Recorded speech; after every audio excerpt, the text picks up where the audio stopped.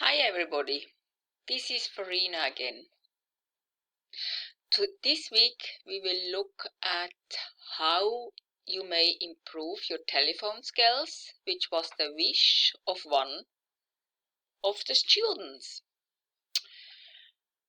The difficulties on the phone is that you cannot see the person, which means you miss out on all the body language. Also now when you listen to me, you can't see me. You cannot see that I'm moving my hands, my body, and you miss out, you can't see my face, and in that way you miss out a lot. Another challenge maybe is that you're a bit more nervous than usually when you speak English, and if a person is more nervous, they speak quicker. But also the other person maybe on the other side speaks very quickly on the phone, which makes it more difficult to understand them. So to you, I would recommend you, when you speak on a phone, just slow down. In general, speaking slower makes you to be understood easier.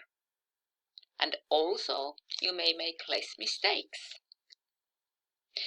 To practice speaking on the phone, you can call a friend and speak in English and see how the conversation goes or where the difficulty is. Or you can even call yourself from a different phone and leave a message for yourself. Then you can go back and listen to it and see, can you understand it? Where do you have to improve your language? If you need to call a business, maybe the ESB or a bank or some kind of a company, before you ring them, think about what you want to say and make a few notes. Because once you exactly know what you want to say, it is much easier to say it than when you ring unprepared. Okay, now let's look at some of the useful phrases for a telephone conversation. I just wrote down a few. You have to introduce yourself. You don't say, I am Farina. You say, this is. If you use I am, the other person already have to think, huh? Because it's not common to say I am. It's common to say this is. If you say this is, the person only listens to your name and doesn't have to think about what you just said. So it's easier for them to understand your name. Of course, your name may sound foreign or unusual to them, and then they will ask you again, because they may not understand it. So maybe best is to spell it if they ask a second time. Now you have to tell them, if you know who you want to speak to. You say, can I speak to whoever you want to speak to? Or even more polite, more formal, may I speak to? Which means exactly the same thing. You maybe need to tell them why you are calling. The same thing when you write a letter, a formal letter, you start, I am writing to you. Here you say, I am calling, and then you tell them what you are calling about. Okay, responses of the person on the other side of the phone line. Maybe they ask, who is calling? Of course, they want to know your name. They maybe missed it at the beginning. Maybe they want you to wait on the phone. So they say, can you hold, please? Or can you hold the line, please? That's what it means. Stay on the phone and wait. The same thing here. Just a moment. I'll put you through. You maybe need to speak to a different person, and they want you to hold while they connect you to that person. Or they may tell you that he or she is not in the office, meaning at the moment. Can I take a message? Now they want you to tell them why you are calling. And then, of course, maybe you don't want them to tell that person. Maybe you want to call later, so you tell them. Or you give them a message for the person you are calling. Okay, now let's have a look at some of the. I wrote down 6 samples of telephone conversations. I am going to read through them, and I will tell you to do the same for yourself, very slowly and aloud. That's how you learn a lot. So, for example, the first conversation is calling someone for a position, meaning a job. So you ring them, you say, "Hello, this is Brian Walsh. May I speak to Miss Sunshine, please?" The receptionist answers, "Hold the line a moment. I'll check if she's in her office." "Thank you." "Yes, Miss Sunshine is in. I'll put you through." "Hello, this is Miss Sunshine. How can I help you?"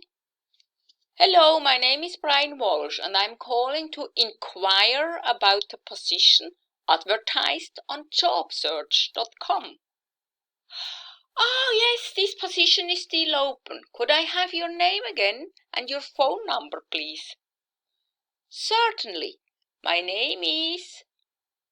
And you give the information. Maybe there will be a few other questions following up, or maybe they just send you out information about an interview. We don't know how it ends. If you want, you can try and finish this conversation in your head, or even write it down. Then you can send it to me and I will correct it for you. That's just optional for the people that really want to practice this. Okay, let's look at the second conversation, telephone conversation. "Hello, could I speak to Jack Parkinson, please?" "Who is calling, please?" "This is Fred Blinkenham. I'm a friend of Jack's." "Hold the line, please. I'll put the call through." "I'm afraid he's out at the moment. Can I take a message?" "Yes, you can. Can you ask him to give me a call? My number is 909-345-8965. "Could you repeat that, please?" "Certainly. That's 909-345-8965. "Okay, I'll make sure Mr. Parkinson gets your message. Thank you. Goodbye." "Goodbye." Okay. Making a doctor's appointment. In the time we live in, this conversation would probably go very different, as they would suspect COVID if you tell your symptoms. Normally, the receptionist won't ask your symptoms because that's the doctor's business. But that's just the way I put down this conversation to make it a bit longer. "Dr. Peterson's office, how may I help you?" "I'd like to make an appointment to see the doctor." "Certainly. Are you ill at the moment?" "Oh, yes, I'm not feeling very well." "Do you have a fever or any other symptoms?" "Yes, I have a slight fever and aches and pains." "Okay, Dr. Peterson can see you tomorrow. Can you come in the morning?" "Yes, tomorrow morning is fine." "How about 10 o'clock?" "Yes, 10 o'clock is fine." "May I have your name?" "Yes, it's David Lane." "Have you seen Dr. Peterson before?" "Yes, I had a checkup last year." "Just a moment. Ah, yes, I found your file on the computer. Okay, I've scheduled an appointment for 10 o'clock tomorrow morning. Thank you." Drink plenty of warm fluids and get a good night's sleep. Thank you. I'll do my best. Goodbye. Goodbye.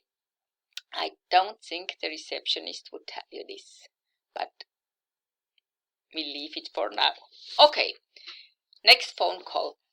Making a dinner reservation. Good evening, Brown's Grill. How can I help you? Hello, I'd like to make a dinner reservation for Friday. Certainly. For how many people?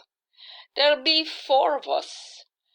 And for what time would you like to make a reservation? Let's say for 7 o'clock. Oh, I'm afraid we don't have anything available then. We could seat you at 6 or at 8 o'clock. Oh, okay. Let's make the reservation for 8 o'clock then. Fine. 8 o'clock on Friday evening for 4 people. May I have your name, please? Yes, it's Anderson.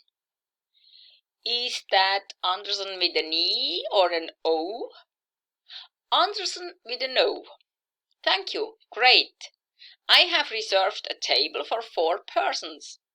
For Anderson at 8 o'clock on Friday evening. Thank you very much. You're welcome. Well, see you on Friday. Yes, see you then. Goodbye. Goodbye. You will probably have to spell your full name, because again it sounds foreign and they will not know how to spell it. Okay, let's have a look if you need to ring the school about your child. Maybe your child is sick and can't attend to school. So, good morning, St. Oliver National School, Drogheda. This is Mrs. Byrne speaking. How can I help you? Good morning. This is Alice Smith. I'm calling for my daughter, Judy. She's not feeling well today. I'm sorry to hear that. I hope it's not too bad. No, nothing too serious. She has a little fever and a cough. This would be a problem in the time we live in, because everybody again would suspect COVID-19. Well, I hope she'll feel better soon. Thank you. Do you think I could get her homework for today? Is there any specific class? I'm especially concerned about maths and science. Okay. Is it all right for me to give your email address to the teachers? They can then send the homework later today. Oh, that would be great. Do you have my email on file? Just a moment. We have asmith2@gmail.com. Is that correct? Yes, that is correct. Okay, I'll make sure Mr. Brown and Mrs. White get your message. Thank you very much. I hope Judy feels well soon. She'll be fine in a few days. Sorry, I have just realized forgot the apostrophe. She'll be fine in a few days. Thank you. Thanks for your help. My pleasure. Have a nice day. Thank you. Goodbye. Goodbye. Okay, and the last one. I see the time will be up of the video once I have read that, so I will make a new video for the tasks, because I can make max 15 minutes and then it will be finished, okay? Asking a question about a bill. Good afternoon, Board Gas Electricity. How may I help you? Good afternoon, this is Robert Tips. I have a question about my electricity bill of this month. I'd be happy to help you, Mr. Tips. Can I have your account number? I'm afraid I don't have it with me. It's no problem. I'll just look your name up in our database. Great. Could you give me your address as well? It's 22 King Street, Drogheda, County Louth. Yes, I have your account up on my computer. How may I help you? The last bill I received seemed too high. Yes, I see that. It was considerably higher than last year. Did you use more electricity? No, I don't think so. I don't think we used any more electricity than Now, I am sorry, I have to interrupt this. I will read this again in the next video, part 2.